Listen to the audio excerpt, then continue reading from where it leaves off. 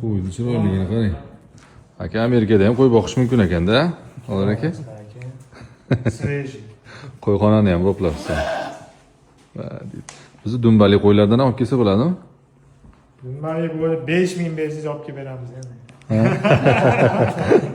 Chiroyligini qarang, qo'y. Dumbasi yo'q ekan. Nech pul turadi aka kattalar? Bu yerda Bular hech qancha emas, $160. 160. Arzon. Buni yegan oldingizmi bularda aka? So'ygan?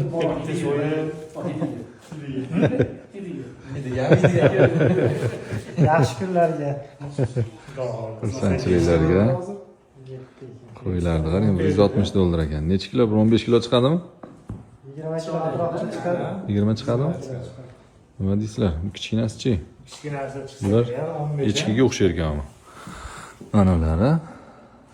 Nomerlari bor ekan, plombasi bor ekan, artasini qulog'ida. Haligi yapon tovuqlarga o'xshab yaponskiy qo'ylarga. Chiroyli ekan, haligi Bular durust. lama bo'lamidi? Lama o'shanga o'xshab ketar ekan. Nima bo'ldi? Ko'rinishini qarang. $85 lama sotilib ketdi. Ololmay qoldi. Aka, Buni shu boya nima dedingiz? do'stimni shu yerda 4 gektarli uyi bor, bir obzor qilib beraman. Seattle, Washingtondaman. Yaxshi ish qiladi, jachi. Bu bedami bu?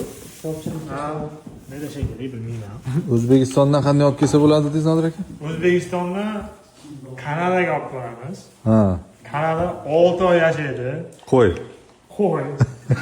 Kanada fuqaroligini oladi, keyin Amerikaga bemalol keladi. To'g'ri kirib kelolmasak ham.